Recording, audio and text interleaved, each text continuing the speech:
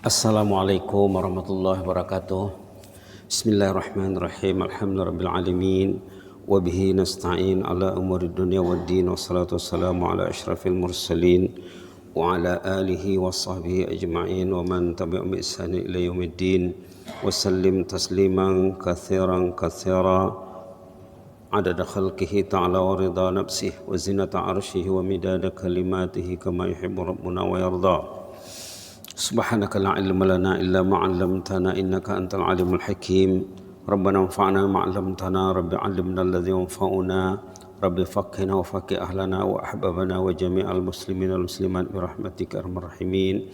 Allahumma faqqihna fid din wa 'allimna ta'wil waftah 'alaina hikmataka wa anshur 'alaina min khazaini rahmatika arhamar rahimin wa munna 'alaina bi siyami ramadan wa bi qiyamihi imana wa ihtisaba. Allahumma a'inna ala husnil siyami wa husnil qiyam ya mujibas sa'ilin ya hayyu qayyum rahmatika nastaghis aslih lana sya'nana kullahu wa la takilna ila anfusina tarfata 'ain waghfir lana wa li abaina wa li ummahatina wa li ahli baitina wa lil muslimin wal muslimat bi rahmatika arhamar rahimin wa lil muallimin wal muta'allimin wa li ahli al qubur minal muslimin wal muslimat. Allahumma arham ahlal qubur minna ya mujibas sa'ilin. Allahumma ahlal qubur minna ya mujibas sa'ilin waj'al qabrahum rawdatan min riyadil jannah warhamna ila ma sirna ila iza ma sirna ila ma saru ilaih. Allahumma arhamna iza ma sirna ila ma saru ilaih. Allahumma arhamna iza ma sirna ila ma saru ilaih. Wa sallallahu ala Muhammadin wa ala alihi wa sahbihi wasallam. Walhamdulillahirabbil alamin. Alhamdulillahirabbil alamin. Jemaah Allah sekalian, kita lanjutkan bersama tafsir Al-Munir ya. Tafsir Al-Munir, subhanallah,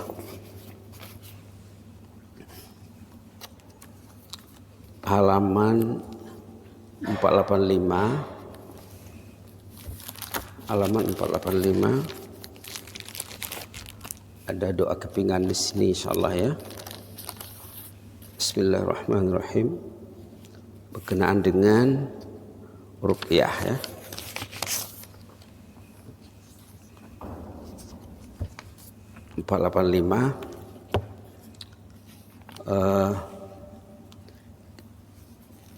Perenggan 3 dari bawah ya, paragraf 3 dari bawah. Bismillahirrahmanirrahim. Qala al-muallif rahimahullahu ta'ala nafa'ana bihi wa bi ulumihi wa ulumi ulama'il amilin wa ulumi ulama'il amilin ya mujibas sa'ilin. Para ulama menyatakan bahwa pendengki itu tidak membawa mudarat kecuali apabila ia menyatakan hasad dengkinya dengan perbuatan atau perkataan. Ini merujuk kepada wa min syarri hasidin iza hasad. Pendengki dia tidak akan mendatangkan manfaat, dia tidak akan mendatangkan kesan, maksudnya ya. Dia tidak akan mendatangkan sebarang kesan kecuali kalau dia melakukan sesuatu dengan perkataan atau perbuatannya. Dengan lain perkataan, sifat hasad itu mendorongnya melakukan kejahatan terhadap orang yang dengki. Oleh itu dia cuba memerangkap ataupun menjatuhkan serta mendedahkan keaiban atau cacat celah orang yang berkenaan. Inilah diantara bahayanya. Dia menjatuhkan orang itu melalui menyebut-nyebut keburukan orang itu. Hasad merupakan dosa pertama yang berlaku di langit dan juga dosa pertama yang berlaku di dunia.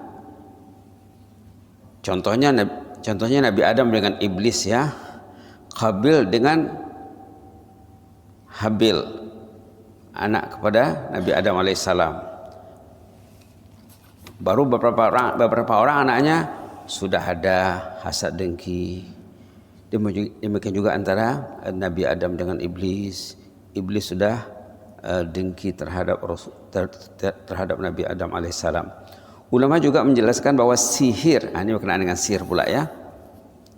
Ayat keberapa? Ayat yang wa min syarri nafasati fil 'uqad nih. Ayat 4.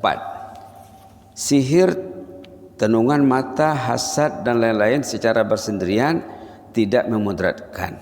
Sihir itu jangan takut, tidak akan memudaratkan.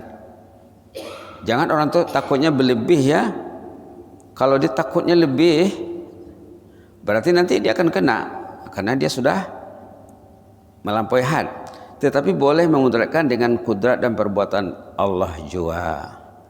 Kesan sihir itu dinisbahkan kepada semua perkara tadi dari sudut zahirnya sahaja.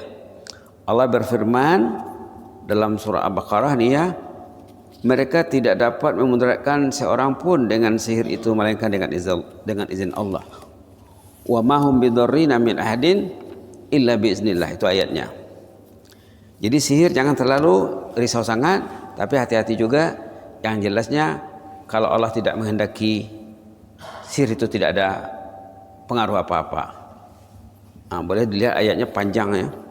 Ayat ini termasuk ayat yang panjang juga dalam surah Al-Baqarah, ayat tentang sihir. Bismillahirrahmanirrahim. Bismillahirrahmanirrahim. Halaman 16. Ayat wattaba'u matatul syayatinu ala mulki Sulaiman. Ada di sana nanti dalam baris keberapa ya? Baris ke-6 dari atas. Wa ma hum bidarrina bihim min ahadin illa biiznillah.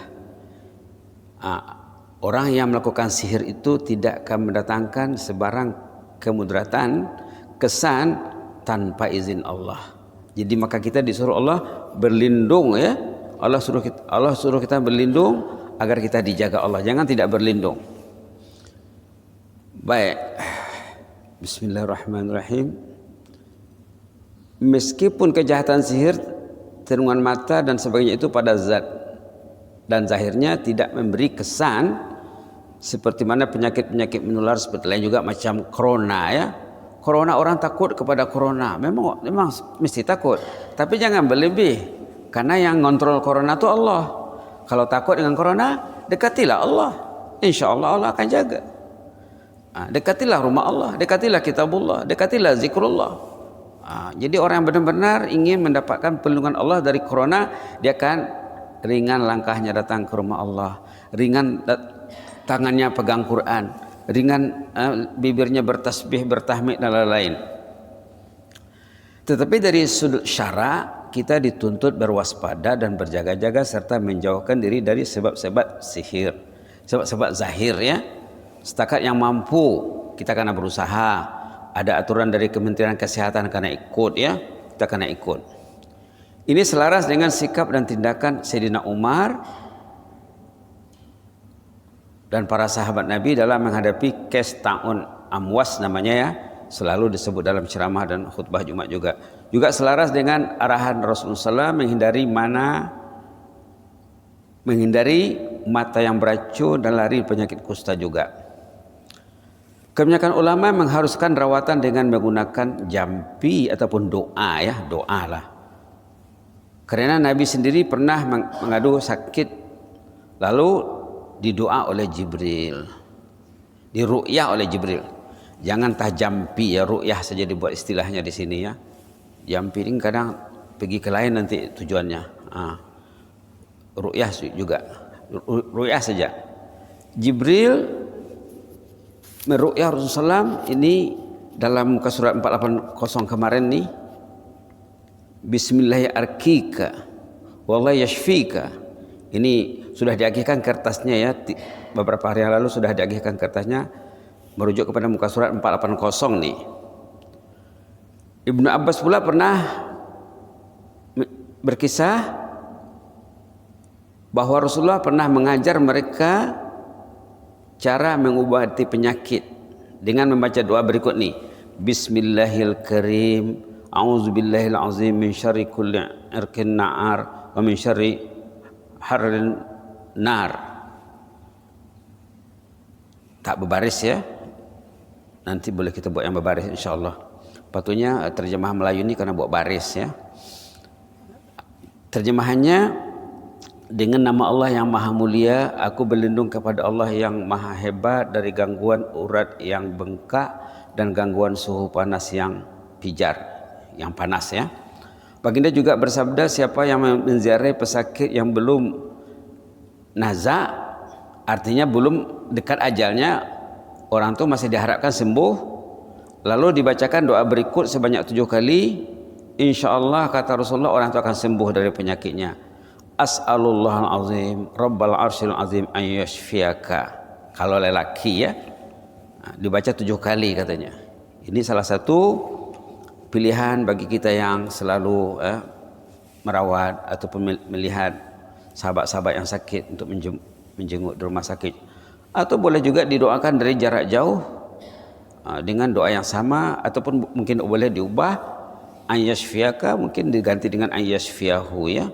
As'alul azim rabbal arsyil azim an yashfiyahu. Kalau orang tu bukan di depan kita ya, orang ketiga. Kalau depan sendiri, depan mata sendiri orang kedua, an yashfiyaka untuk lelaki, untuk perempuan semua tahu ya an yashfiyaki. Ada lagi daripada Ali bin Abi Thalib, katanya ketika Rasulullah menziarahi seorang sakit, pernah Muhammad melawat orang sakit, baginda membaca doa izhabil ba'sa rabban nas ishfi anta syafi la syafi'a illa ant. Inilah diantara doa-doa yang dicadangkan oleh Profesor Wahbah Zuhaili rahimahullah.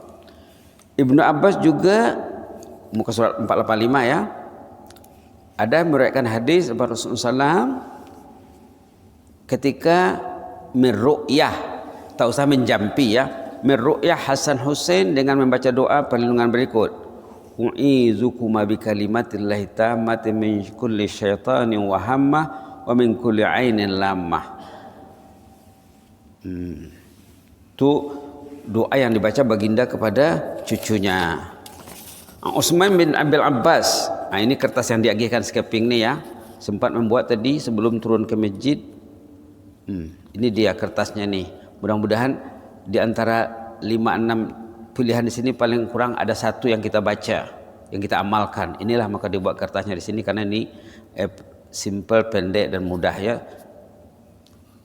Utsman bin Abil As Ats-Tsaqafi, kertas yang sudah diagihkan ya, mengatakan kalau ikut kita di sini, Utsman bin Abil As Ats-Tsaqafi berkisah, saya pernah mendatangi Rasulullah SAW ketika saya mengalami sakit tenat. Dia sakit tenat masih jumpa Rasulullah SAW. Baginda mengajarnya satu ruqyah, meruqyah diri sendiri. Ini bagusnya ya, meruqyah diri sendiri dengan diri sendiri.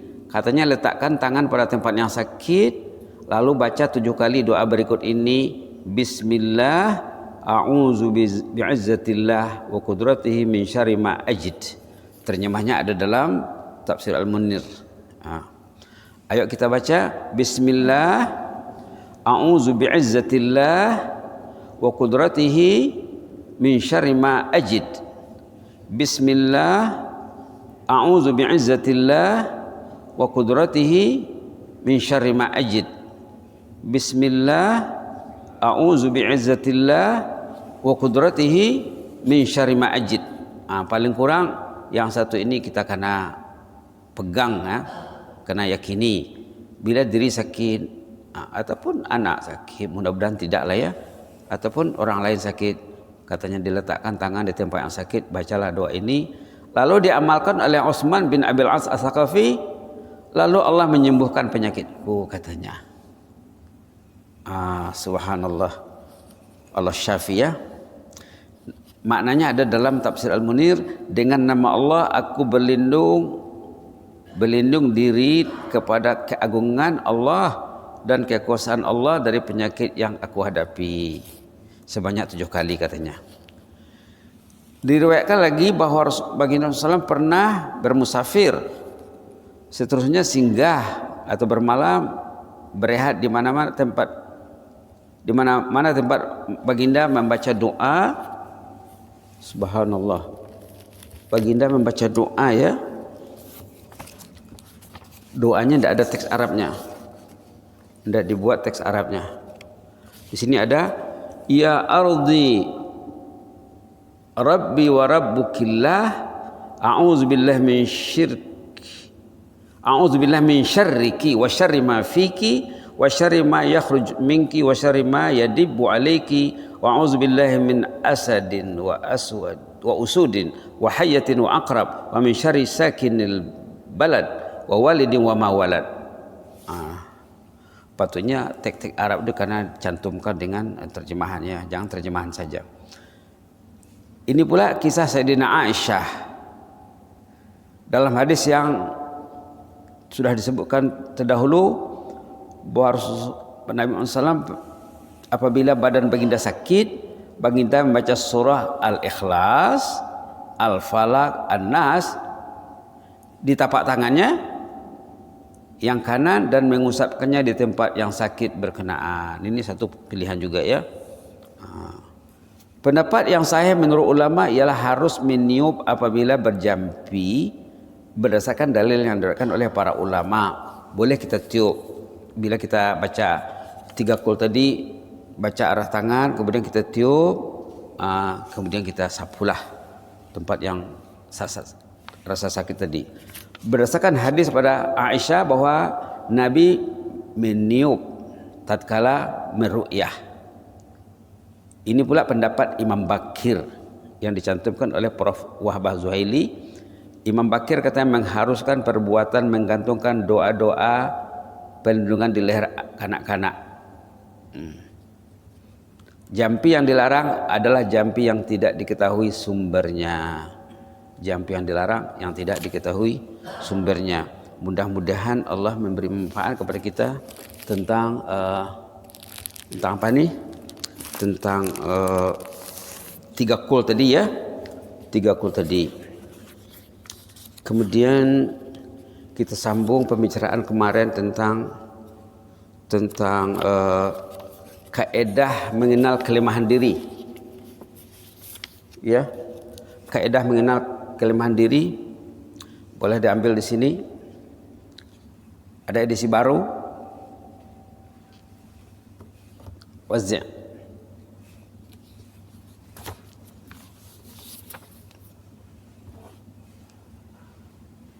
Termasuk kejahatan yang terdapat dalam surah Al-Falaq.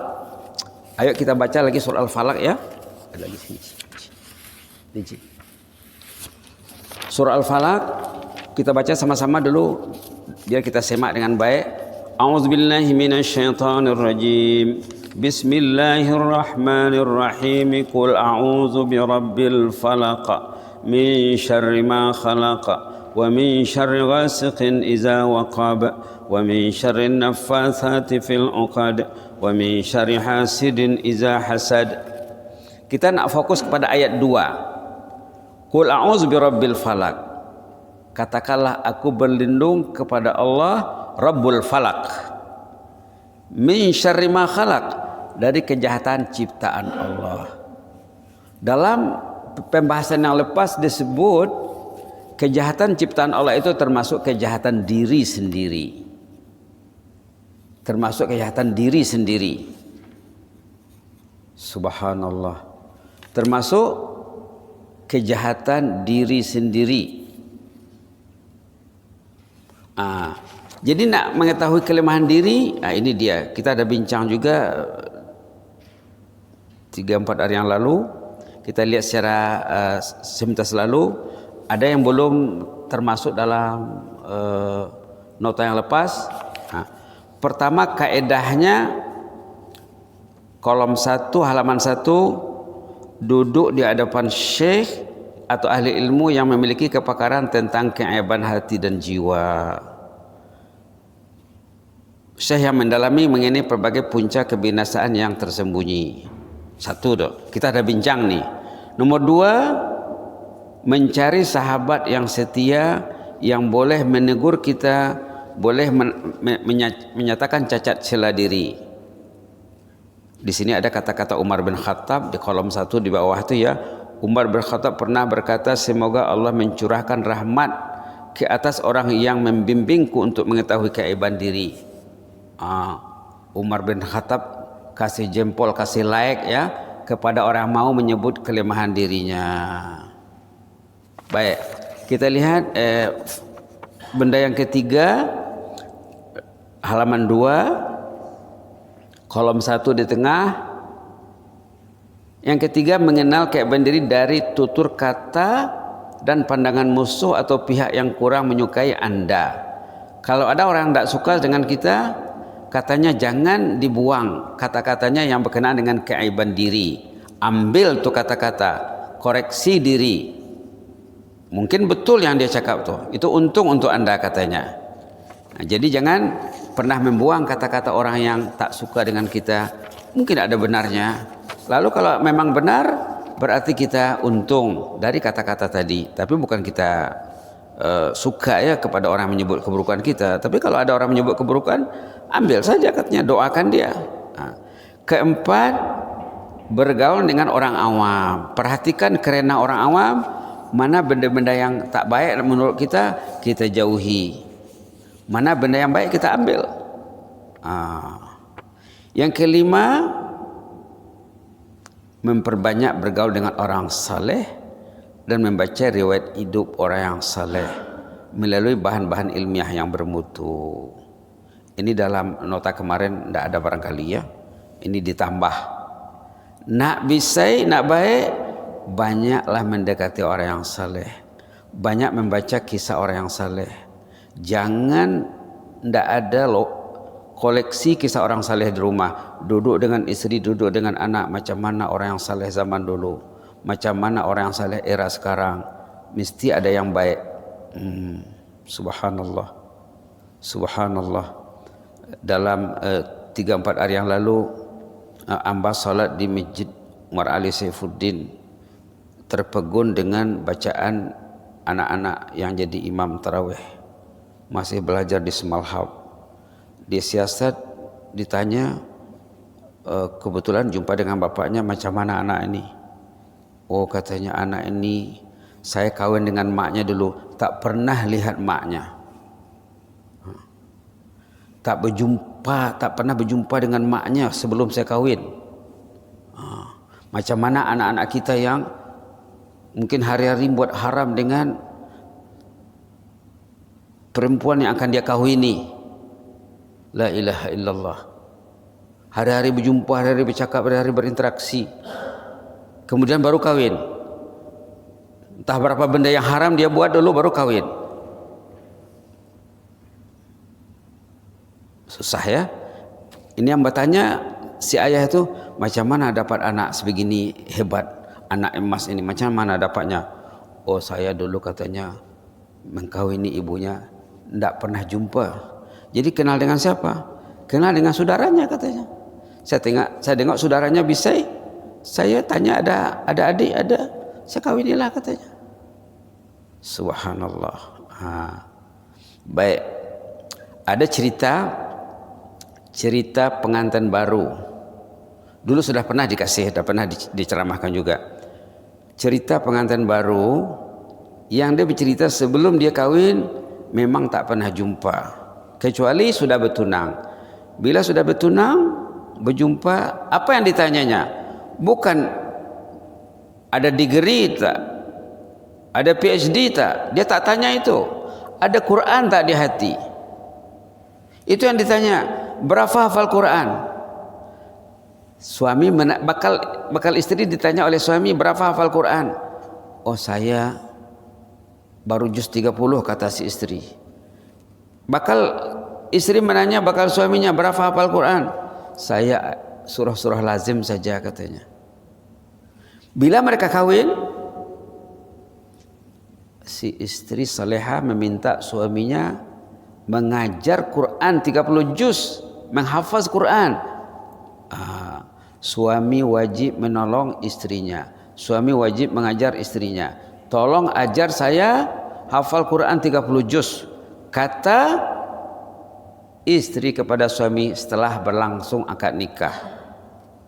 Suami merasa bertanggung jawab, bah bisetah, baiklah katanya. Maka startlah mereka menghafal Quran, starting dengan surah Maryam, kemudian katanya surah Yusuf. Mereka bekerja keras, berkarya, berjari, balure selama 2 tahun kawin dapat 30 juz. Sebelum kawin tanya berapa Quran ada di dadanya. Bukan di mana kerja, ada kereta, ada rumah, bukan itu yang ditanya. Subhanallah. 2 tahun berkahwin, hafal 30 juz si istri tadi.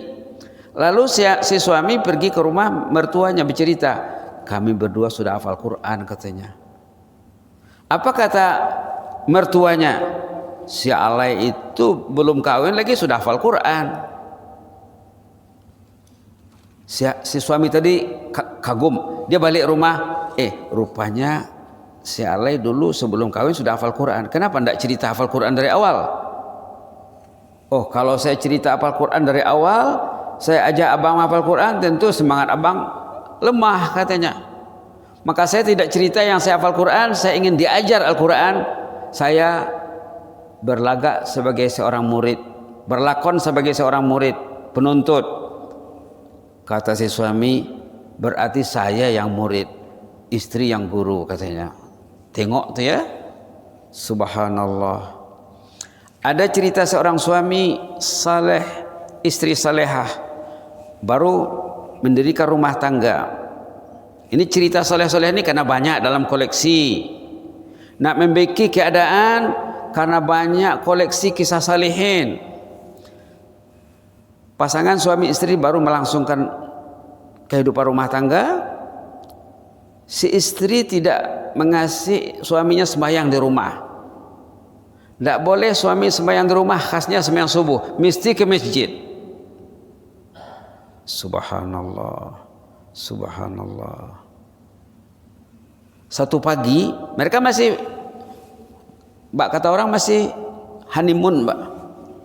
Suatu pagi terlambat bangun. Istri katanya, abang pergilah sembahyang walaupun terlambat.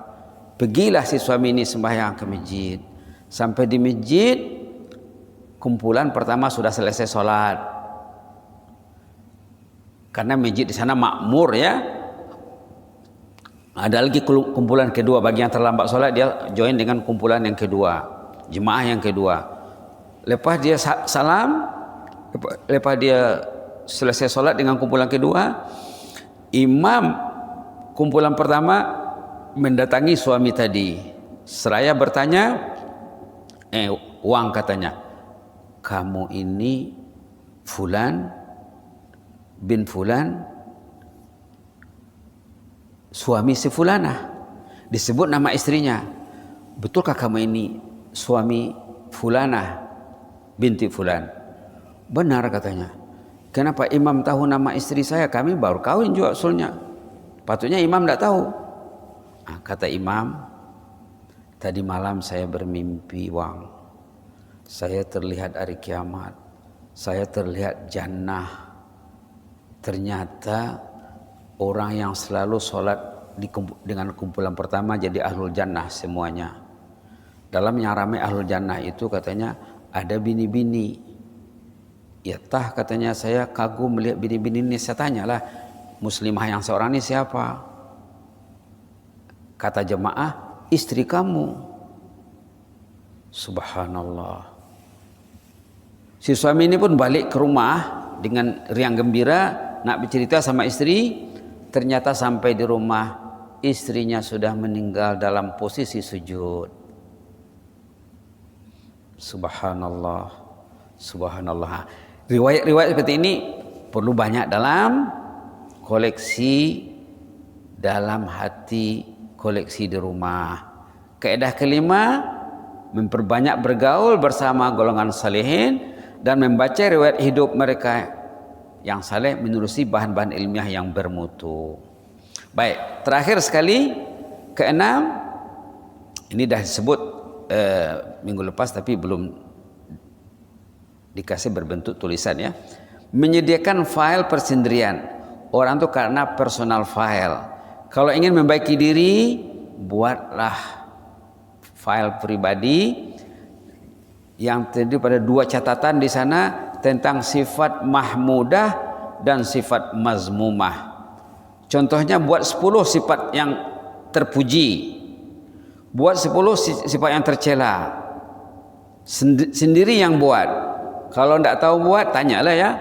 Apa sifat baik mahmudah yang saya target hari-hari? Buatlah 10. Oh, saya mesti sholat tahajud contohnya. Saya mesti baca Quran sejuz hari contohnya. Kalau yang sejuz lah ya. Kalau yang setengah juz. Saya mesti khatam sebulan sekali ataupun 2 bulan sekali. Buat di sana. Saya mesti jangan miss sholat berjamaah. Saya mesti datang sebelum azan. Saya mesti tekun melakukan sunat qabliyah ba'diyah, sembahyang sunat duha, bersedekah, melayani orang sakit. Buatlah 10 sifat yang terpuji. Kemudian hari-hari disemak, bila sudah dapat tikslah. Satu lagi, senarai sifat-sifat tercela. Karena senaraikan 10. Di sini yang tercatat di sini takbur. Takbur itu ego tuh ya. Bangga diri, ujub, riya, hasad, cepat marah, suka makan. Makan melebihan maksudnya. Terlalu melayani kehendak nafsu birahi, cinta harta benda, cinta takhta dan kedudukan secara tidak sehat ya, secara tidak sehat. Itulah beberapa cadangan, mudah-mudahan ada manfaatnya ya.